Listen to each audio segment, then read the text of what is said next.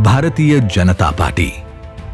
यह सिर्फ एक राजनीतिक दल नहीं, एक अविरल विचारधारा है। जन आंदोलन से उभरी एक ऐसी विचारधारा जिसकी धुरी में राष्ट्रभक्ति है, जिसके सिद्धांतों में निष्ठा है, जिसके आदर्शों में राजनीति को नई दिशा देने की क्षमता है, जिसके प्राण तत्व में एकात्म मानववाद है, जिसकी मूल आत्मा में मां भारती को विश्व गुरु बनाने का संकल्प है। अपनी वैभवशाली सांस्कृतिक विरासत और सामर्थ्य से देश का पुनः निर्माण कर एक नए भारत का निर्माण करना जिसका परम लक्ष्य है। 15 अगस्त 1947 को जब देश आजाद हुआ तो लगा कि देश विकास की राह पर चल पड़ेगा, पर प्रधानमंत्री नेहरू के पाश्चात्य प्रेम से ऐसी नीतियां बनने लगी जिनमें भारतीय संस्कृति सुरक्षित नहीं रह सकती थी। स्वतंत्रता के बाद जब नेहरू लियाकत पैक्ट के हस्ताक्षर हुए तब प्रधानमंत्री नेहरू ने पाकिस्तान में रह रहे हिंदुओं से मुंह मोड़ लिया। तब डॉक्टर श्यामा प्रसाद मुखर्जी ने उद्वेलित होकर नेहरू मंत्रिमंडल से त्याग पत्र दे दिया और अन्य राष्ट्रवादी नेताओं के साथ भारतीय संस्कृति की रक्षा के लिए 21 अक्टूबर 1951 को एक नए राजनीतिक दल भारतीय जनसंघ की स्थापना की। सत्ता के सुख से परे मुट्ठी भर राष्ट्रभक्तों के इस दल ने देश की एकता, अखंडता और समृद्धि के लिए संघर्ष पथ पर अपनी यात्रा की शुरुआत की। 1953 में कश्मीर का प्रश्न भारत की अखंडता के लिए एक बड़ी चुनौती बनकर उभरा। किसी भी भारतीय को बिना परमिट कश्मीर जाने की अनुमति नहीं थी। डॉक्टर मुखर्जी ने इस नियम के विरुद्ध सत्याग्रह आरंभ किया और नारा दिया, एक देश में दो विधान, दो निशान और दो प्रधान, नहीं चलेंगे, नहीं चलेंगे। 11 मई 1953 को डॉक्टर मुखर्जी बिना परमिट जम्मू कश्मीर में प्रवेश कर गए, जहां उन्हें गिरफ्तार कर लिया गया। इसी दौरान 23 जून 1953 को संदेहास्पद स्थितियों में डॉक्टर श्यामा प्रसाद मुखर्जी शहीद हो गए, लेकिन उनका बलिदान व्यर्थ नहीं गया। 9 अगस्त 1953 को शेख अब्दुल्ला को जम्मू कश्मीर के प्रधानमंत्री पद से हटाकर गिरफ्तार कर लिया गया और परमिट सिस्टम भी समाप्त हो गया।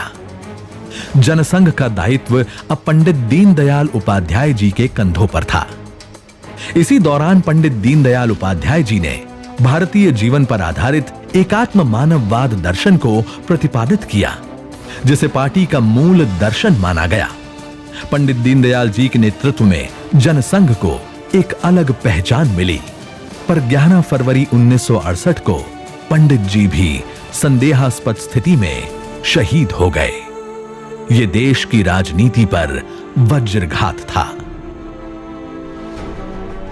जनता पार्टी के अंदर वर्चस्व की लड़ाई में कुछ स्वार्थी लोगों ने जनसंघ के सामने राष्ट्रीय स्वयंसेवक संघ से संबंध समाप्त करने की राजनीतिक चाल चल दी ताकि जनसंघ अलग थलग पड़ जाए, पर जनसंघ के नेताओं ने सिद्धांतों से समझौता नहीं किया और जनता पार्टी छोड़ दी। इसके बाद 6 अप्रैल 1980 को अटल जी की अध्यक्षता में पंच निष्ठाओं के आधार पर भारतीय जनता पार्टी का गठन हुआ। भारत के पश्चिमी घाट को मंडित करने वाले महासागर के किनारे खड़े होकर मैं ये भविष्यवाणी करने का साहस करता हूं, अंधेरा छटेगा, सूरज निकलेगा, कमल खिलेगा। लेकिन इंदिरा गांधी की अचानक हुई हत्या के बाद कांग्रेस को भारी सहानुभूति वोट मिले। भाजपा केवल 2 सीट ही जीत पाई। 1989 के आम चुनाव में पार्टी को 85 सीटें मिली।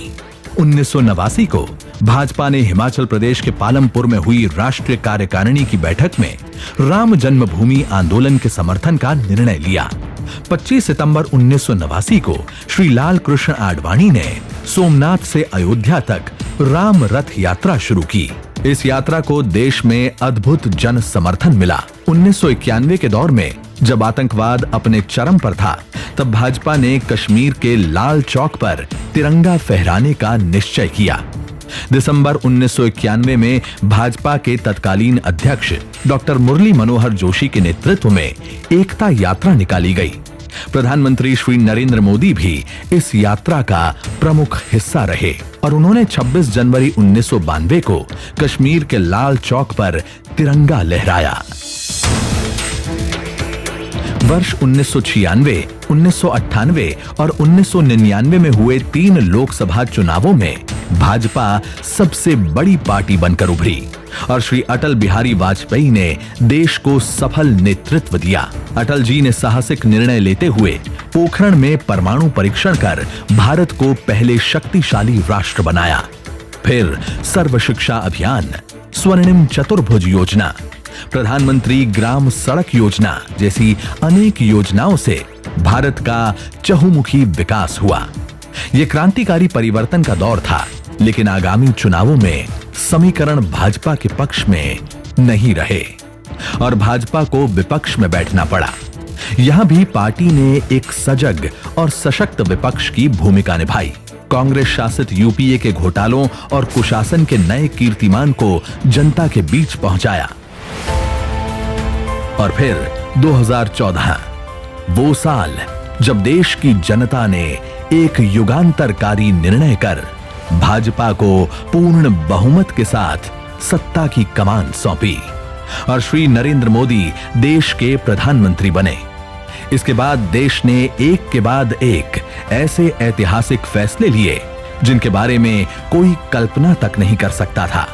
स्वच्छ भारत, उज्ज्वला योजना, उजाला योजना, जन धन योजना, आयुष्मान भारत, एक देश एक कर, जीएसटी और मेक इन इंडिया से लेकर स्टार्टअप इंडिया व मुद्रा योजना तक मोदी सरकार ने देश के कायाकल्प का कार्य शुरू किया।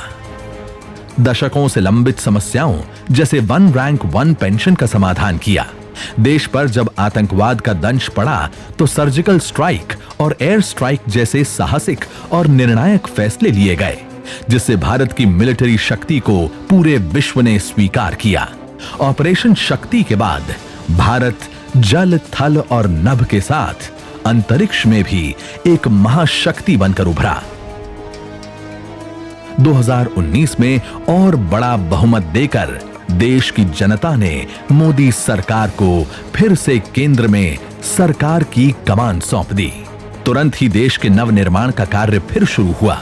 मोदी सरकार ने 3 तलाक और धारा 370 से मुक्ति, नागरिकता संशोधन कानून जैसे बड़े फैसले लेकर दुनिया को दिखा दिया कि दृढ़ इच्छा शक्ति से कुछ भी संभव है। आज जब पूरी दुनिया कोविड-19 महामारी से लड़ रही है, तो भी मोदी सरकार ने अपने अन्नदाताओं, माताओं, बहनों, गरीब कामगारों व युवाओं के लिए हर वो फैसला लिया है जिससे भारत को ज्यादा से ज्यादा सुरक्षित रखा जा सके। एक एक भारतीय के जीवन को बचाना, आपके जीवन को बचाना, आपके परिवार को बचाना इस समय मेरी सबसे बड़ी प्राथमिकता है। संकट की इस घड़ी में अपने संस्कारों के अनुरूप आचरण करते हुए भाजपा के कार्यकर्ता तन मन धन से जन सामान्य की सेवा में जुटे हुए हैं। भाजपा कार्यकर्ता प्रतिदिन 5 करोड़ लोगों के लिए भोजन का प्रबंध करने का भगीरथ कार्य कर रहे हैं। भारतीय जनता पार्टी का एक एक कार्यकर्ता यानी 1 करोड़ कार्यकर्ता 5-5 पैकेट भोजन का बनाकर प्रतिदिन जरूरतमंद तक पहुंचाने का प्रयास करेगा, वहां तक पहुंचाने का इंतजाम करेगा। देश की जनता से पार्टी को मिल रहा अपार जन समर्थन और 2 से दोबारा तक का सफर इस बात का प्रमाण है कि पार्टी का प्रत्येक कार्यकर्ता प्रधानमंत्री श्री नरेंद्र मोदी के नेतृत्व में न्यू इंडिया के स्वप्न को पूरा करने के लिए संकल्पबद्ध है।